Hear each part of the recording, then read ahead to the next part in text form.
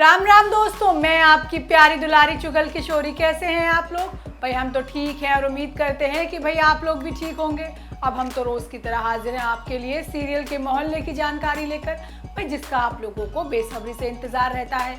अब अनुपमा में काव्या की अस्पताल से वापसी हो चुकी है और बिना मौसम के बादल की तरह डिम्पी पर फट पड़ी है। और वहाँ अक्षरा के घर में तो मुस्कान ने कोहराम मचा दिया है।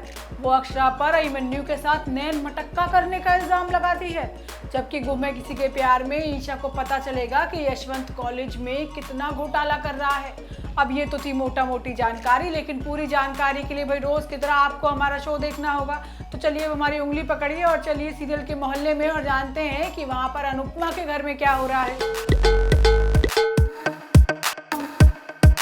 अनुपमा में हिमाचल का बिगड़ा मौसम और बा के मूड को समझ पाना बहुत मुश्किल है। जैसे हिमाचल में कब जमीन खिसक जाए, बादल फट जाए, वैज्ञानिक भी इस बात का पता नहीं लगा पाते हैं, वैसे ही बा को समझने वाला वैज्ञानिक भी अभी तक धरती पर पैदा नहीं हुआ है। अब बा को मौका मिल गया है डिम्पी से बदला लेने का। तो अनुपमा की गुरु माँ के साथ नकुल ने धोखा कर दिया है, जिससे वो सड़क पर आ गई है।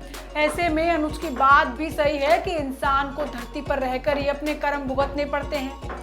आज होता ये है कि अनुपमा परेशान है और अनुज उसका मन हल्का करने की कोशिश करता है। वो कहता है कि एक के बाद एक मुसीबतें आ रही हैं, पहले माया, फिर गुरु माँ, अब पाखी और अब वनराज और काव्या। मैं हर समय तुम्हारे साथ हूँ, लेकिन इन चीज़ों का असर बस तुम अपने ऊपर मत होने देना। अब अनुपमा बताती है कि वो गुरु माँ को लेकर परेशान है और अब उन्हें ढूंढना चाहती है। दूसरी तरफ आधी रात को रोमिल आता है, जहाँ अंकुश उसका इंतजार कर रहा है। अब रोमिल कहता है कि वो समय पर आया है और पीकर भी नहीं आया।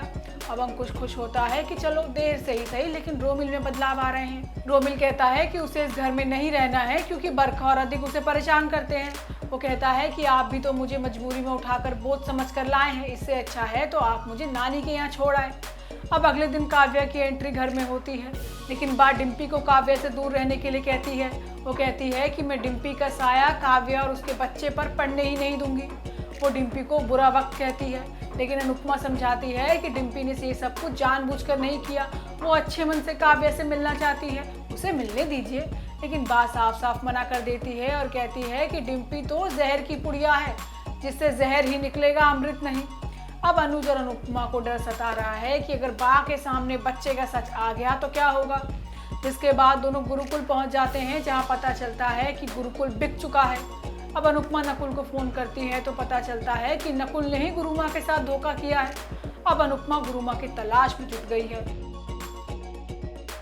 वहीं ये रिश्ता क्या कहलाता है में मुस्कान के दिमाग की गंदगी अब बाहर आ गई है, वो भी सबके सामने। अब बिना किसी हिचक के, शर्म के मुस्कान ने अक्षरा और अभिमन्यु पर घिनौने इल्जाम लगा दिए हैं। हालांकि सभी लोग दिमाग के घोड़े कम दौड़ाने के लिए कहते हैं मुस्कान को, लेकिन वो तो है कसौली की मुस्कान, कहाँ मानने वाली है। होता ये है कि अभिमन्यु अबीर के पेपर तक घर पर रुकने वाला है, लेकिन मुस्कान को छोड़कर घर के बाकी सभी लोग इस बात पर राजी हो जाते हैं। अभिमन्यु अक्षरा की काम में भी मदद करता है और मुस्कान को लगता है कि अभिमन्यु ने पता नहीं कौन सा जादू सभी पर कर दिया है, जो उसे लोग घर में रहने दे रहे हैं। जिसके बाद सभी लोग खाने की टेबल पर मिलते हैं, लेकिन अभिमन्यु से गलती से अभिनव की फोटो गिर जाती है। अब मुस्कान को मौका मिल गया है अभिमन्यु पर भड़ास निकालने का। वो सबके सामने कहती है कि पहले मेरे भाई जी को मार चुके हो, अब उनकी आखिरी निशानी को भी मिटाना चाहते हो। लेकिन अक्षरा मुस्कान को शांत रहने के लिए कहती है, लेकिन मुस्कान उल्टा अक्षरा को ही सुना देती है कि आपके लिए आसान होगा कुछ ही दिनों में अपने पति को भुला देना, लेकिन मेरे लिए मेरे भाई जी ही सब कुछ थे। अक्षरा कहती है कि अभिनव जी आज भी हमारे बीच हैं, लेकिन तुम उनका नाम लेकर अपनी हदें पार मत करो। लेकिन मुस्कान रुकने वाली नहीं है, वो तो अक्षरा पर ही गलत इल्जाम लगाती है। आखिर में कायरव को ही मुस्कान को टोकना पड़ता है। कायरव कहता है कि अपने दिमाग की गंदगी को यहाँ मत निकालो, हम में से कोई भी अभिनव को नहीं भूला है, वो अपनी शादी को ही गलती बता देता है। अब मुस्कान कसौली जाने का फैसला लेती है और कायरव भी उसे जाने से नहीं रोकता। अब सुरेखा इल्जाम लगाती है कि ये घर में ये जो कुछ भी हो रहा है अभिमन्यु के आने से हो रहा है, वो यहाँ से चला जाना चाहिए। अब अभिमन्यु कहता है कि वो वापस चला जाएगा अगर उसकी वजह से घर में कलेश हो रहा है। अब मामले को सुलटाने के लिए अक्षरा मुस्कान को समझाती है कि उसके जाने से घर टूट जाएगा। वो कहती है कि मैं अपने प्यार अभिनव को खो चुकी हूँ, लेकिन तुम्हारे पास तो सब कुछ है और इसे संभाल लो। वहीं गुम है किसी के प्यार में कहानी में अब तक आपने देखा कि भाई सभी गणेश उत्सव की तैयारी करती है और इस दौरान आयुष पंडाल में आग लगा देता है। अब ईशान और सभी मिलकर आग बुझाते हैं। आग बुझाते समय ईशान सभी की बाहों में गिर जाती है। अब इसी बीच सीरियल में कहानी में नया ट्विस्ट और ड्रामा शुरू होने वाला है। गणेश उत्सव से ठीक पहले ईशा ईशान के कॉलेज में पहुंच जाएगी। यहाँ पर ईशा को पता चलेगा कि यशवंत कितना बड़ा घोटाला कर रहा है। अब ऐसे में ईशा यशवंत के खिलाफ एक्शन लेने की तैयारी करेगी।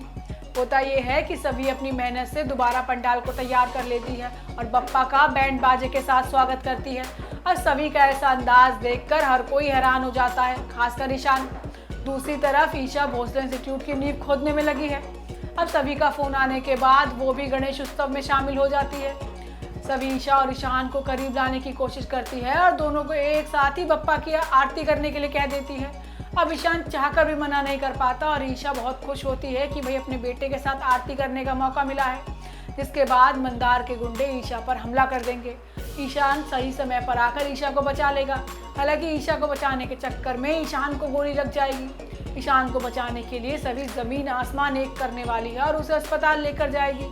वहीं दूसरी तरफ कॉलेज में इस बात का किसी को पता ही नहीं है और सब लोग गणेश उत्सव में बिजी हैं। तो दोस्तों, ये तो थी आज के तीनों सीरियल की पूरी जानकारी। आपको हमारा शो कैसा लगा हमें लाइक कमेंट करके ज़रूर बताइएगा और अगर आपने हमारे चैनल को सब्सक्राइब नहीं किया है तो वो भी कर लीजिएगा।